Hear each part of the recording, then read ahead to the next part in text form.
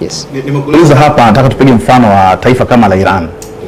Wao walikuwa vikwazo na ni zaidi ya miaka 40, 1979 mpaka sasa hivi wanaonekana bado wana survive, wako imara, wanaweza kuzalisha silaha zao wenyewe, ni bora kwenye teknolojia, na bado wamekuwa vikwazo, lakini wao wameendelea kutoboa.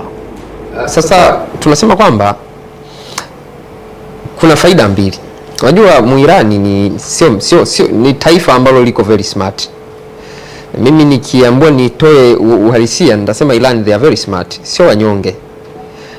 Wana utajiri mkubwa wa mafuta. Wana control asilimia kubwa ya mafuta hapa duniani. Nadhani ni moja kati ya mataifa ambayo yanazalisha. Na nadhani wana jumuiya yao ya nchi za OPEC, kitu kama hicho OPEC, ambapo ni mataifa makubwa duniani ambayo yana control soko la mafuta duniani, ambayo ni nishati mpaka Marekani anaitamani. Kwa hiyo Muirani ana mlengo wake. Unajua sera za Iran ni tofauti kabisa na sera za Marekani. Sawa? Mataifa mengi ambayo yamekuwa yakitishia baadhi ya nchi kuzipa vikwazo ni mataifa ya magharibi, sio mataifa ya mashariki. Sijawahi kushuhudia kuona Iran anapiga mikwala nchi za Kiafrika au nchi zinazoendelea. They have been very humble, wamekuwa very humble kwa muda mrefu watu wa mashariki. Hilo lazima tukubaliane nao kwamba wamekuwa very humble kwa muda mrefu. Ni ngumu sana kuona nchi kama Russia ikipiga mikwala nchi za Kiafrika.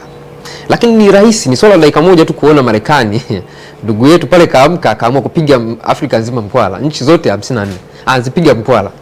Umeona vizuri? Sasa Muirani ana sera yake ya asili. Sawa, kwa sababu yuko kwenye Western Bloc, kwenye Eastern Bloc ambapo wale ni pure wa jamaa. Lakini Western countries, Marekani pamoja na mataifa mengine yaliyoko kwenye Western Bloc, wale ni mabepari. Tunaelewana vizuri? Kwa hiyo asili hizi mbili hazijawahi kufungamana hata siku moja. Kwa hiyo yule ana asset ya nchi hata hapa Afrika, Muirani, ambazo ni washirika wake wakubwa. Hawezi akalazimika kufanya biashara tu na nchi ambazo zipo kwenye upande wa Western Bloc. Anaweza akashirikiana na Libya, anaweza akashirikiana na nchi kama, ndio maana unaona Muammar Gaddafi alipitia wakati mgumu sana mpaka kugharimu maisha yake, ni kwa sababu tu ya kuwa kinyume na mlengo wa kimagharibi. Kwa sababu walikuwa wanaona ile nchi ilivyobarikiwa, utajiri wake, wakaona kwamba huyu amefuata sera za kimagharibi, na maana ushirika wake na mataifa ya mashariki ulikuwa unafanya ile nchi iwe strong and powerful. Na I believe leo angekuepo moja kati ya mataifa makubwa duniani, Iran ingeingia, Libya ingekuepo. So mimi naamini katika hicho kwamba yule ana washirika wengi, ameendelea kuwa juu, na ndio maana kila siku ni vita, wanawachokoza. Umeona sasa hivi Al-Khamenei walichomfanyia. Unaona vizuri, wamemlipua. Ni kwa sababu ya msimamo. Ni mtu ambaye nchi yake sio maskini, sio ya kinyonge, na wale watu wa Western ni wajanja, wanaogopa, wanakuwa na ile fear kwamba hawa wanazidi kuja. Ni kama sisi, mimi ni Mkristo, tunasema kwamba nadhani hata Waislamu pia wanafahamu kisa cha Musa, Nabii Musa. Kadri walivyozidi kuwa wengi ndivyo jinsi mateso yalivyofanya nini? Yalivyoongezeka, kwamba mbona wanaongezeka? Tunawaua lakini mbona wanazidi kuja juu? Kwa hiyo wale watu wale wa Iran wako very smart, wanaendelea kwa sababu ya silaha zao na wana washirika wengi. Na ndio maana kuna competition ya Western Bloc na Eastern Bloc kugombania mataifa yanayoendelea ambayo yana rasilimali za kutosha wao washirika wao ili wazidi kudevelop. Kwa hiyo hapo kuna vita ya kiuchumi. Lakini siku zote wanaendelea na wako vizuri. Kwa hiyo vikwazo vya uchumi wakati mwingine vinaweza visikufanye ushinde kuendelea. Ni kulingana na wewe unashirikiana na watu gani. Mwanzo nimezungumzia kuhusiana na Umoja wa Mataifa, wao ndio wanasimamia katika maeneo kama hayo, kilitaja baraza lake. Lakini pia kwa Ulaya wakasema kuna hao TEU ambao wao wanasimamia kama nchi. Lakini sijui kwa Marekani na baadhi ya mabara mengine iko vipi. Na hao Umoja wa Mataifa, mara nyingi nchi kishaweka vikwazo kwa nchi nyingine, wao wanapiga kimya tu. Hawajitokezi kwenda kuangalia kwamba inafaa kufanya hivi, kitu gani kimesababisha, kwenda ku-evaluate kwamba ni kweli hili jambo, wakajiridhisha kwamba ni sawa, wamewekewa vikwazo, wanastahiki. Unajua iko hivi, hata kwenye namna ambavyo Baraza la Usalama la Umoja wa Mataifa lilivyoundwa, naweza nikasema sheria hizi za kimataifa zina tatizo kidogo. Kwa sababu tunasema kuna permanent seat au permanent members wa Baraza la Umoja wa Mataifa, ambao permanent members ni mataifa makubwa duniani yenye nguvu ya kiulinzi, nguvu ya kiuchumi. Yako kama 6. Yakienda sana nadhani yatafika 10 kwa sasa. Ambapo pale kuna Marekani, pale kuna China, pale kuna Russia, pamoja na mataifa mengine ambayo ni very strong. ambayo sina haja ya kuyataja hapa, lakini yanafahamika. Kuna United Kingdom na vitu kama hivyo, lakini mataifa mengi zaidi ni mataifa ambayo yanatoka upande wa Western Bloc. Afrika penyewe hatuna kiti hata kimoja kwenye Baraza la Usalama la Umoja wa Mataifa. Ukisoma ile sheria, sisi hatuna kiti hata. Na utakumbuka mwaka jana Rais Ruto alizungumza kwamba haiwezekani nchi 54 zikose mwakilishi hata mmoja kwenye Baraza la Usalama la Umoja wa Mataifa.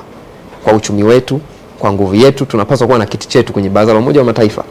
Kwa tafsiri hiyo sasa, wale wamepewa dhamana sasa, wao ndio ya kuamua kwamba hii nchi ipigwe vikwazo vya kiuchumi au isipigwe vikwazo vya kiuchumi.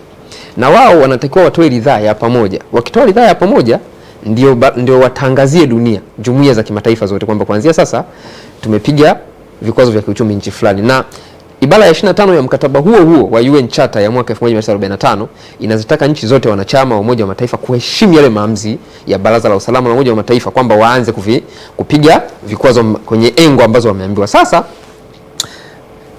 sometimes sasa hao ambao tumewaamini wanakuwepo kwenye Baraza la Umoja wa Mataifa wanakiuka hiyo sheria.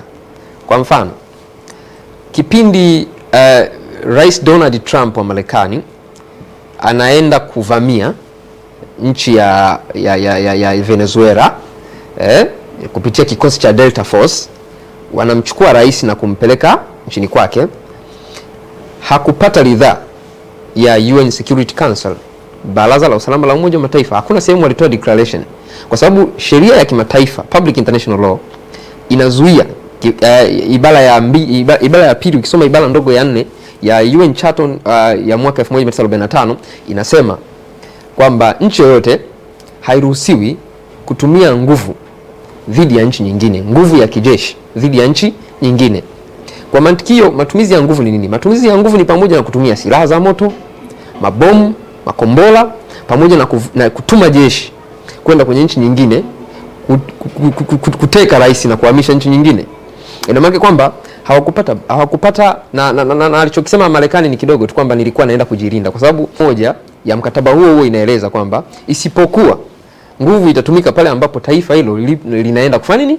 Kujilinda, linatengeneza mazingira ya kujihami au kujilinda. Sasa hata kama unaenda kujilinda, Baraza la Umoja wa Mataifa la Usalama lazima likae chini liangalie kuna sababu za msingi za wewe kutumia nguvu ili wakupe kibali, lakini hakupitia huo mchakato. Ndio maana utaona baada ya kuvamia Venezuela na kumchukua rais, wenzake ambao wapo kwenye Baraza la Umoja wa Mataifa la Usalama, ambao ni China, ambao ni Russia, walikuja hadharani na kukemea hicho kitu. Maana yake ni kwamba kumbe hawakukaa kwenye UN Security Council kubaliki yale maamuzi ya jeshi la Marekani kuvamia nchi ya watu na kumchukua rais. Kwa hiyo kumbe kuna ubabe ambao unafanyika na mataifa yenye nguvu bila hata kufuata sheria za kimataifa. Nadhani hapo tunaelewana vizuri. Kwa hiyo kuna sometimes ubabe unatumika, mabavu yanatumika, kitu ambacho ni kinyume kabisa cha sheria za kimataifa ambazo wao ndio wanazipigia kelele tuziheshimu.